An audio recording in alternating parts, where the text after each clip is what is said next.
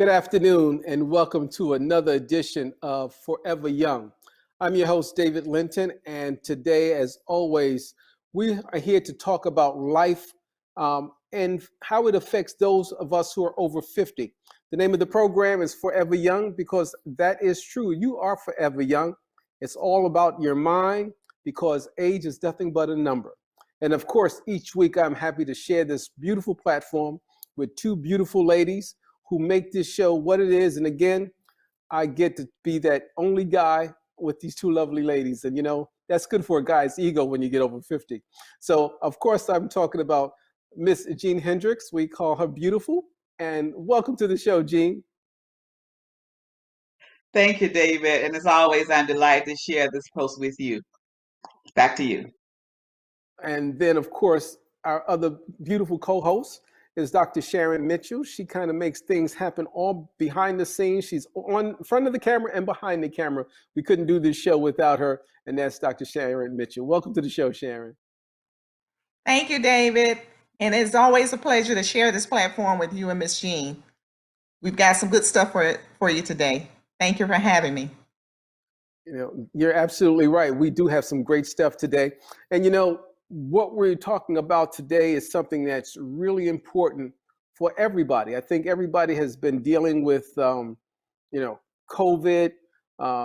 mental health is something that we don't talk about a lot in our communities. And it affects all ages. We're looking at things about, kids are having stress problems. We're talking about elderly people. And of course, obviously, one of the things that COVID has shown us is that you may love the person you live with, but do you really like them? And how do you handle that? So we're going to talk about that. And we've got a great guest to get into some of those things. But of course, before we can do that, we know that Jean has something that sets the stage for our topic today. So Jean, what pearl do you have for us today? Thank you, David. Today I found a topic entitled Dare to Self-Care. Speak kindly to your inner self. Don't take your demon's view. You are you, and no one else. Will lead the life you do. Kill your inner critic and balance all of his chatter. Silence all of his chatter. Then write this truth inside your brain. I'm worth it, and I matter. Back to you, David. Well, that's true. You matter, we matter. Last week we talked about affirmations and self-affirmations. Well, today we have someone who's going to talk to us about self-care and helping you to create your best self. And I'm talking about Reverend Yolanda Seals Stewart. She's a native of New Orleans, Louisiana. She's been a psychotherapist for the last 20 years. She's the chief executive officer at Alliant Behavioral Health LLC in Marietta. And she's also the director of Project Growth Initiative, a nonprofit arm of the company. She's fully licensed as a psychotherapist, trauma specialist, and certified professional counseling supervisor. And she's been in practice since 2005 here in the Atlanta metro area. She's also the former clinical director and trainer of Behavioral Health Links, Georgia Crisis Access Line for Suicide, and a former FEMA crisis intervention contractor for evacuees of Hurricane Katrina. And she's also worked discreetly with various professional athletes in both the NBA and NFL and several other celebrities. Because people think celebrities have it all together, but they really don't. They, like everybody else, have those challenges. And so she has 23 years of experience in grant writing proposals for various programs, including the Catholic Charities Archdiocese of New Orleans and the New Orleans Job Initiative Work Investment Act program. I could talk for hours about her credentials and her qualifications, but there's nothing better than having to bring her to the stage herself. And we'd like to welcome Reverend Yolanda Seals Stewart. Welcome. Hi, how are you guys doing? We're It doing is a great. blessing So to be here. Thank you so much. Thank you for inviting me. Thank you. Well, no, thank you for being here to share this topic with us that's so important. And we're talking about self-help and reading your bio, thing that stuck out when you said you worked with athletes and celebrities, because people think those people they got it all together. And, at the end of the day, They are people just like us. And so to kick today's show off, Dr. Mitchell, we're going to let Dr. Mitchell have the first shot today and get us going today. All right, thank you, David. So, Reverend Stewart, we understand that you're the CEO of Project Growth Initiative, along with Alliant Behavioral Health. Can you tell us about your organization and Yes, what of it's course. all about? Sure. Align Behavioral Health is a behavioral health private practice that has been in operation since 2006, and we provide behavioral health counseling as well as support for the individual and the family. We service individuals with depression, anxiety, substance abuse, marital couple therapy, and we also service individuals with SMI, which is serious mental illness such as bipolar, PTSD, and schizophrenia.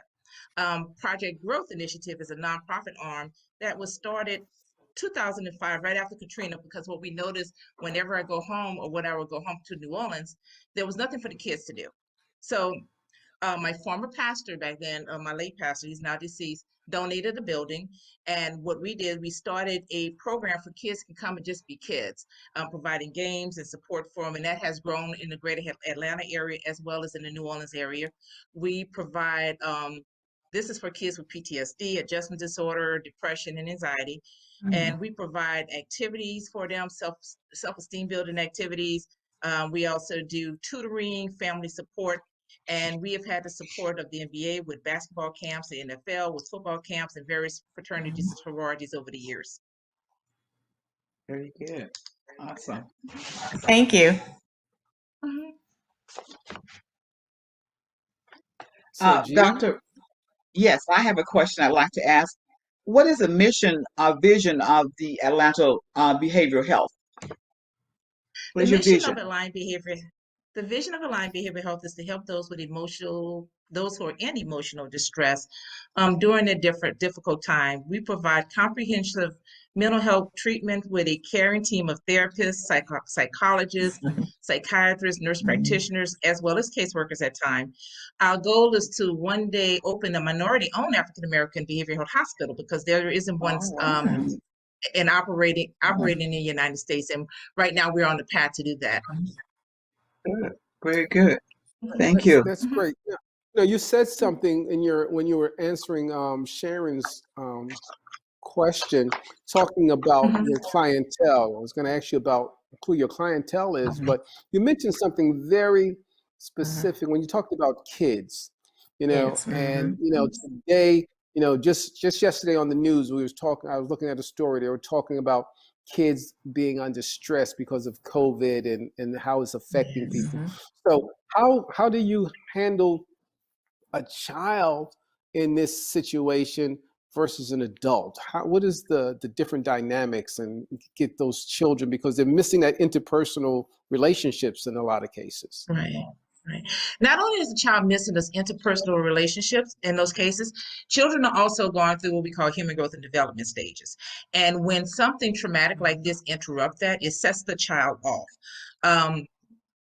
For example, if they're at a stage in their life when they're trying to find out who they are and their own self-identity, for example, children who are in middle school or 6th grade or 5th grade, if you're taking a project from them from being in school or taking them away from school, you're taking away their social environment. A lot of children turn to social media. I was sharing with Dr. Mitchell, a lot of children turn to social media or their peers for validation a lot of times. And if you're taking the school away from them or you're taking their activities away from them and they're turning to social media, if they post something and only get 10 likes, their whole world is destroyed because they only got 10 likes.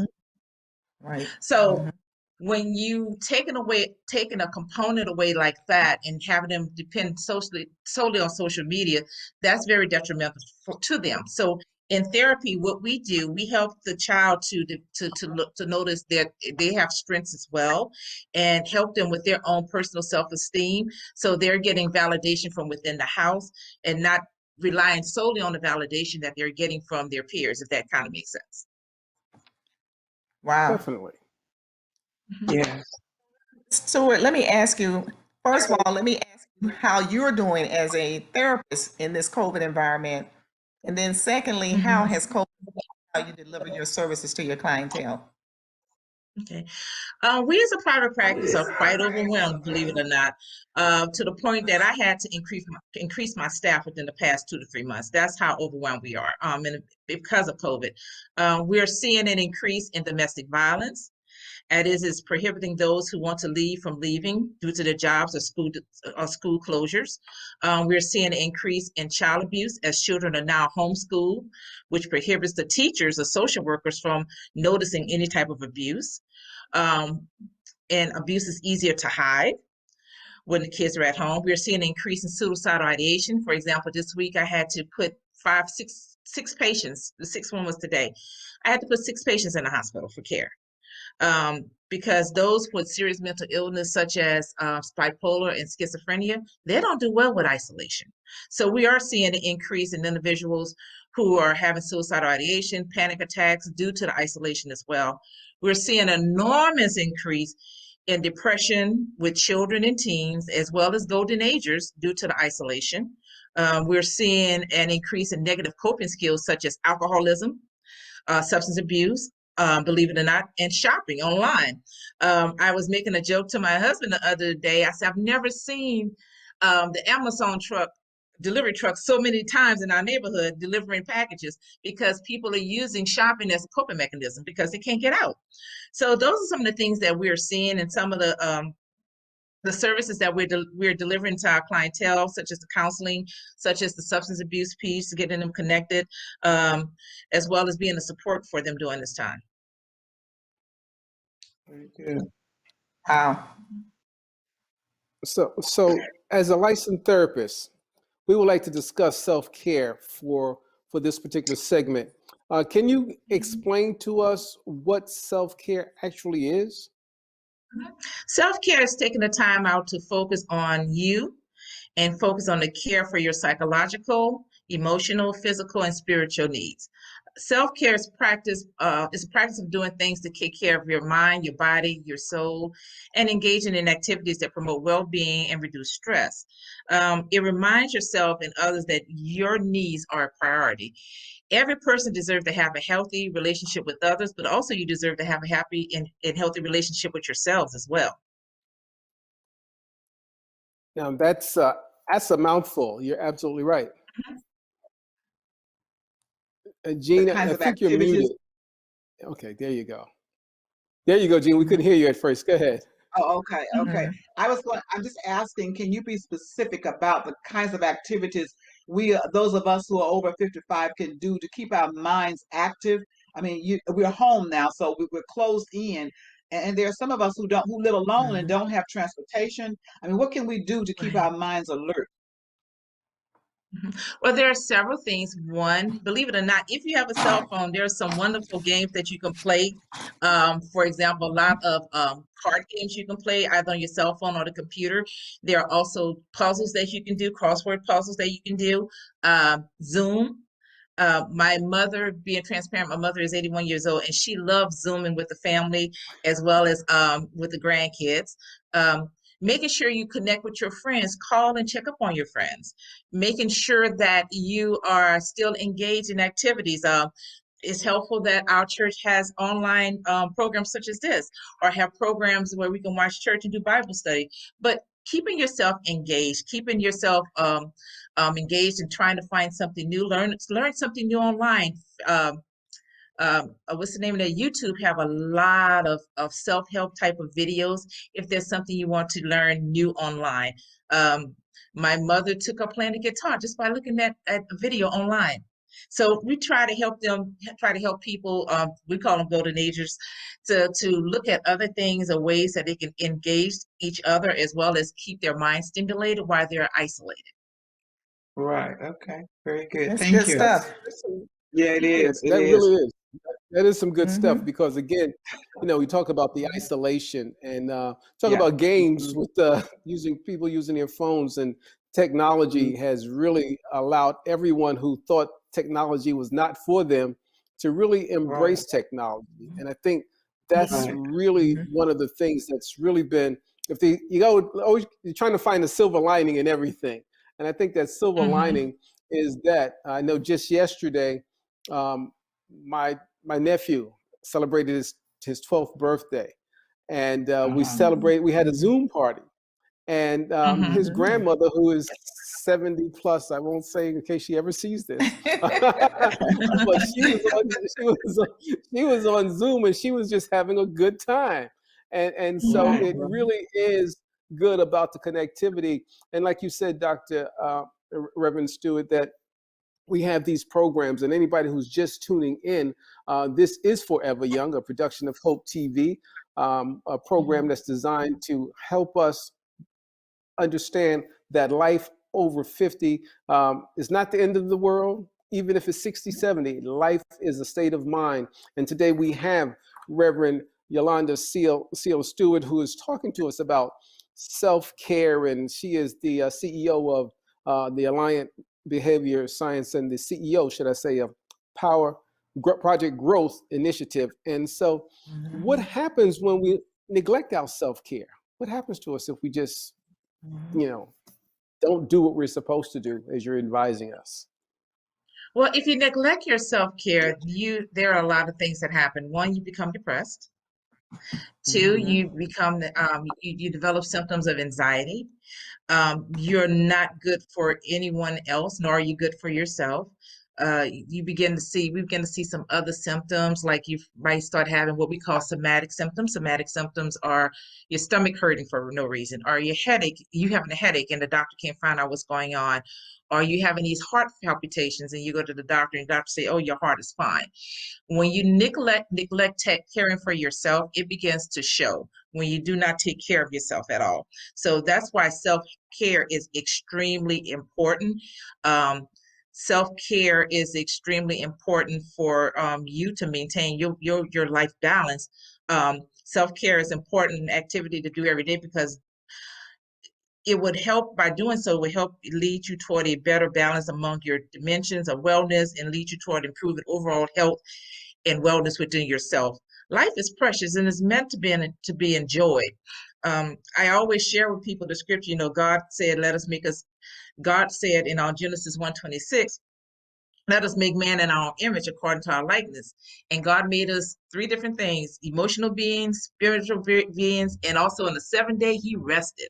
So that's another part of self-care, is making sure that you get enough rest and really take care of yourself. Good. Yeah. So Reverend Stewart, I want to ask, since our audience is primarily over 50, we find ourselves in the role of being caregivers. Can you provide us with what those caregiver traits are and how they affect our self-care? Sure. One of the traits is being selfless, being seen as the strong one or the savior. And we can talk about that too as well. Patience, compassion, attentiveness, dependability, and trustworthy.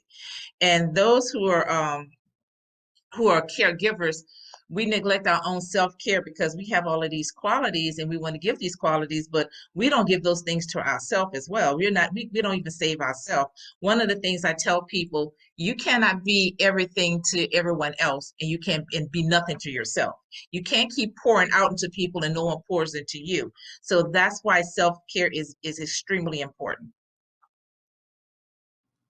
Wow. Would you suggest that a person who is providing self-care perhaps have a schedule for themselves so they can take a moment or take some time for themselves? Oh, yes, absolutely. Absolutely. Put yourself first. Take care of you first.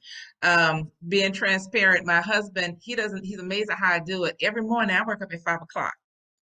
And about 5:30, I'm at a gym for an hour and a half. So before I start my day, I take care of myself. I also have my devotionals in the morning time before I start my day. So I do that before I go to the gym, and I do it again after I come from the gym. But the morning time is for me before I get my day started. On Sundays after church, I don't do anything. I don't see patients. I don't do anything with the house, anything, because that's my time for me. So putting yourself first, taking care of yourself is very, very important. That's very good. That is really good, because I think we get caught up into like what you called what is called the savior syndrome. And that savior syndrome can be dangerous. And for people who may not be familiar with that, how would you describe that savior syndrome? The Reverend savior Stewart? syndrome is sometimes called a savior complex or the white knight syndrome, And this is the need to save people by fixing their problems. And sometimes when we are called golden agers, or we are parents, or we're the oldest child, or we're that person, or we're the boss at work, we have the need to fix everyone's problem. And it only feels good. It only feels good about yourself when you're helping someone. But you have to believe that helping others you believe that helping others is your purpose, which is true. But however, you have to realize that there's a difference between helping others and serving others. And one of the things that I love about Dr. E. Dewey Smith, our pastor, is the fact he always pushing us to serve. Because when you're helping others, your helping is based on inequality. For example, I'm the oldest child, and I was always told growing up or coming up as an older child, help your sister with her homework, or help your brother with this, help it. It's your job to help them. It's always your job to help.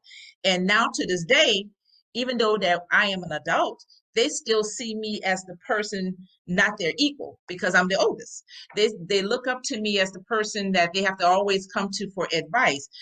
They see me as the same light that they see my mom, and my mom is still alive. But when you are serving someone, you serve with your strength, you serve with yourself, you draw from all your other experiences when you're serving somebody. And it's a total difference between serving and helping somebody. When you're helping somebody, you're easily drained, you're easily depleted, you're easily get frustrated, and it shows an inequality, because that person is now seeing you as a greater person than them. And they're seeing you as somebody that they are indebted to. But when you are serving somebody, they don't see you as such. When you're serving somebody, there's a feeling of gratitude. There's there's a mutual feeling of healing between both of you two, between you two, when you're serving somebody. Whereas when you're helping somebody, there's a feeling of satisfaction for you, if that makes sense. No, that makes a lot of sense, and you kind of stepped on all 10 of my toes. No, Yes. especially All of but us. when you Yes. you made the analogy of being the oldest. I am the oldest in my family, and I am. There's an 18-year difference between me and my baby sister. Now, my parents, I won't even talk about them. But again, but they, I was like, how was that supposed to happen? But anyway, both my parents are deceased, but I am the oldest, and I was always taught, and I'm the only boy, and there's 2 girls. And so I was always taught, Wow. I got to take care of your sisters. You got to look out for them, et cetera, et cetera. And because of the age difference between me and my youngest sister, at one time she was looking like she had 2 fathers. And my father was very engaged, and I was like, wait, time out. I'm your brother. I'm not your father. But Right. so again, I understand that, that when you get caught in that, and then you get trapped. And Yes. so when you get trapped, it's being able to, we need skills on how to escape that, and so that we can be, we can level the playing field and have fun with our siblings or whoever that person is. Yes. So, so I'm going to let Jean ask the next question. But like I said, you stepped on all 10 of my toes, and that was good though, because that's real. That's real. And I'm sure our listeners out there, there's somebody out there who's the oldest who said, "Yeah, that's me. That's me." Yes.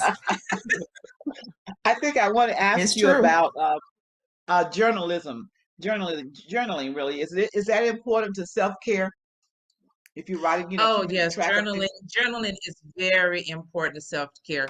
A lot of times we struggle with expressing our feelings. I'm sorry, with it, expressing our feelings and expressing our emotion. So when we get it on paper, or have the opportunity to get it on paper, we're able to look at it and say, you know what? I could have handled this better. Or you know what? Maybe I need to step away from this. Or maybe I need to handle this better. Maybe I should have said no. So when you journal, it's all about you getting your thoughts down on paper so that you can process your thoughts. Is all about you looking at issues that are unresolved, because you get to analyze that, maybe I'm acting this way because this happened in the past. Or you know what? Every time I'm journaling, I'm putting the same thing down. I'm noticing a pattern. It helps you to see things. And it also helps you to validate yourself and not be so hard on yourself. So we as therapists, we always encourage our patients to journal, not just the bad things, but the good, the bad, and the ugly. Write everything down so you can kind of see what your patterns are, or see what your triggers are for certain behaviors, or notice what coping skills are you using for different behaviors, so how you best improve those coping skills or eliminate those triggers, if that kind of makes sense. Yes, it does. Very much. And Very let much me so. add this So, from a personal point of view, as far as personal care is concerned. This is what I do every morning when I get up. No matter before I wash my face, before I comb my hair, I tell myself how smart and how beautiful I am. My children think I'm Mhm. crazy, but I'm beautiful and I know I'm beautiful. So I tell myself that. So that's part of my self-care. Yes, we call that positive Affirmations. affirmations. affirmations. And Yes. positive Yes. affirmation. It is good, so good that you look at yourself in the mirror in the morning and say, you know what, I am Yes. worth it. Today is going to Yes. be a good day. Today is going to be a Yes. fantastic day. So that's all about, Yes. that's Yes. all important to your own self-care. So that's very good that you do that. Yes. So, Back to you, so that David. sounds like some of the examples for self-care. Can you tell us other types of self-care that our audience can practice? As in regards to self-care Outside of guidelines, that's what journaling, you're asking? yes. Mhm. Are there other Of course. ways that we can So, participate in self-care? oh, absolutely. Making sure you get enough sleep. If you sleeping too much or too little, that means something is wrong. So making sure you get at least 8 hours of sleep, no less than 6. So 6 to 8 hours of sleep is normal. Taking care of yourself by taking care of your what you're eating, what you put inside of your body. That's all about self-care. Not eating too much sweets. Exercise, and when you exercise, it increases dopamine in your brain. So making sure that you exercise. Um, don't overindulge in food. Don't eat too much. Don't stop skipping meals. Those are also signs that you're not taking good care of yourself. Saying no, that's a huge one because we have a problem with telling people no. The world is not going to end because you told somebody no. They will figure it out and they will be okay. It is okay to say no or say, oh, you know what? I am sorry, but I'm not comfortable with doing that. Or right now, I can't give that energy to that right now because this is a little difficult for me. But it's okay to tell somebody no and set those boundaries. Take self-care trips. Take 4-day weekends when you're by yourself in a hotel, just doing nothing but watching TV or reading a book or whatever. Do weekends by yourself. Take a trip by yourself. One of the things that we find that we do or have a hard time doing either in the workplace or even in the church setting, delegating duties. You can't hold on to everything and do everything by yourself. You have to have a level of delegation and releasing stuff and saying, you know what, why don't you take care of this? You're very good with this, or well, let so and so take care of this. They're very good with that. I'm gonna share a little something with you that I found out how to take care of myself a long time ago. My father, a little story. My father used to be a district manager at A&P. I don't know if you guys know what A&P is. A long time ago. And my first management job, I was a manager at McDonald's. And I'm telling my age, I came home with a beeper one time, and because I was living in another state, and my beeper kept going off every 10 to 15 minutes. I'm calling the store.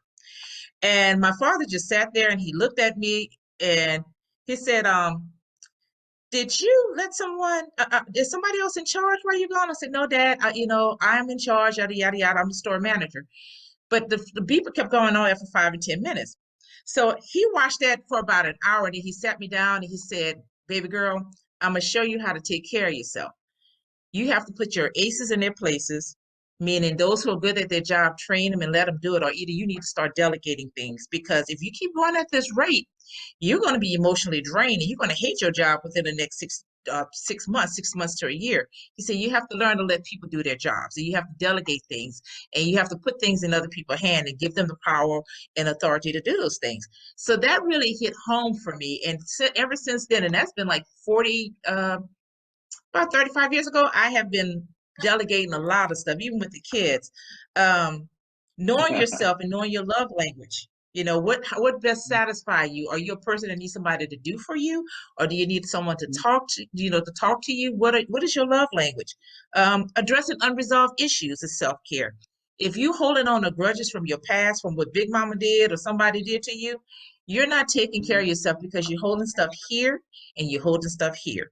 So letting go of unresolved issues and talking that out with a therapist and having a therapist to work with you through those things.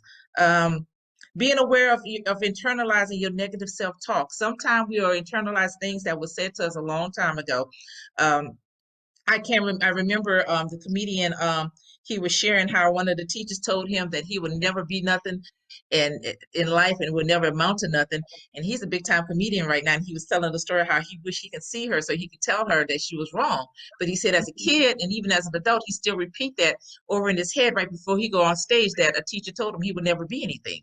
So being aware of you internalizing your negative self-thoughts and those voices that's in your head that people have already told you that's not true. Journaling, like we just talked about, and also the primary thing that would help you with your self-guide to self-care, get a therapist. Please get a therapist. Just because you get a therapist doesn't mean that you're crazy. And just because you get in a therapist doesn't mean that you're weak. Getting a therapist doesn't mean that you're not emotionally strong. Having a therapist is very, very, very good for you psychologically, to have somebody to bounce something off. Well, you know, this Very this good. has been, that bit of information that you gave was such a great summation for our program today, Reverend Yolanda Seals Yes. Stewart. It really was. I mean, and I think that everything that you said was right. We obviously Yes. we could go on and go on, but you know, the voices inside of my ears saying, wrap it up. So we're going to have to wrap it up. But again, we have been talking with Reverend Yolanda Seals Stewart of the Alliant Behavioral Health LLC and the CEO of Project Growth Initiative. She's available on Facebook by going to Facebook, Alliant Behavioral Health LLC. And again, we would just want to thank you for so much for spending some time with the audience here, Forever Young, because the information you shared with us today will not only keep us mentally sound, but it will also keep us forever young. On behalf of Gene Hendricks and Dr. Sharon Mitchell, I'm your host, David Linton. On behalf of our executive producer, Dr. E. Dewey Smith Jr., and the entire Hope TV staff, we thank you for joining us. And remember, you are forever young because age ain't nothing but a number. Until the next time, be blessed. We'll see you later. Bye now. Thank you. Bye.